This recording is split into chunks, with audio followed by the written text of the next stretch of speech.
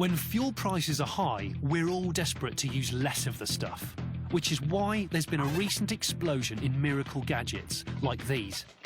Every single one of these promises to make your car use less fuel. And as most of them cost less than a full tank, that sounds too good to be true, which is why my mission today is to find out if these are miracles or just fables. To test them accurately, I've come to the University of Hertfordshire's Automotive Engineering Department. Their £40,000 rolling road will ensure that the test conditions are the same for each device. It will actually drive the car itself, making sure the exact same speeds and throttle inputs are achieved for each and every gadget. It basically takes the human error right out of the equation.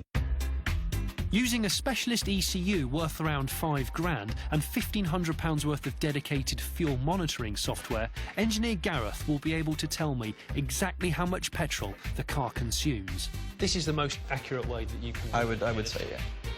Gareth has already measured that this Vauxhall Insignia does 49 miles per gallon over a 20-minute run at varying speeds. Now we'll test each gadget in the same way and see if they work. This is the Emag. Now essentially it's a powerful magnet that clamps around the fuel line. Now its makers claim that it can reduce fuel consumption by up to 15%, and it can reduce carbon emissions and increase performance by conditioning the fuel before it enters the engine. All right, let's do it. The magnet apparently breaks down the fuel molecules to achieve a more efficient mix of fuel and oxygen. There's not a lot for me to do in here. I can't touch the steering wheel. I think I need to read a book. After an identical 20-minute drive, the results are in. We have managed 47.72. You're an engineer, so I'll let you decide. That is less than that. It is. The Emag did nothing in this test. In its defence, the makers claim you need to cover 2,000 miles before any benefit is felt. This is the Viabtor.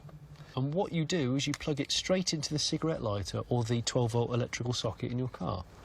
And by doing that, apparently this £40 device will save you up to 10% in fuel. It supposedly stabilises the car's electrical system to give you better economy.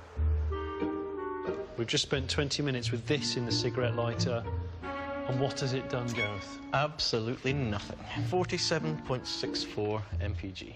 So the Viabtor is, from what we've seen today in our experiment, not very useful. The claim of a 10% saving is worth 150 quid a year on fuel. But the Viabtor did nothing for the Insignia. There's only one place for it. On to gadget number 3, then. This is the EMU, which stands for Electronic Matching Unit. It costs £150, and it claims to save you at least 10% of fuel, up to 25%. Why are world leaders not aware of this? 20 minutes later, and the results are in. Well, it has done a staggering 47.46 mpg. Spot the theme? That's less than the original 49 mpg. This £150 metal box claims to increase the explosive force in your cylinders, but it did nothing for us. Next up is the £50 MagnaFlow. It claims its magnetic field conditions the fuel before entering the engine, helping it burn more efficiently and saving up to 23%. 48.5.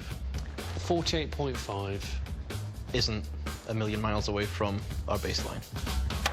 MagnaFlow say that dirty oil and air filters can inhibit performance, but the majority of customers notice an immediate improvement. We didn't. Finally, I'm testing this, the Briquette fuel-saving device. Originally invented in World War II for use on fighter planes, it fits in the fuel line and it reacts inside with pellet-based catalysts. The idea behind this is that it improves the combustion efficiency of the fuel, thus saving you between 7 and 10%. To fit the Briquette, you first need to cut and attach it to the fuel line. With 4 gadgets already in the bin, could this be the one that saves the reputation of fuel-saving devices? The answer was no.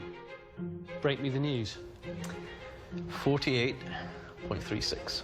In our test, the £180 briquette did not save between 7 and 10%, as it claimed.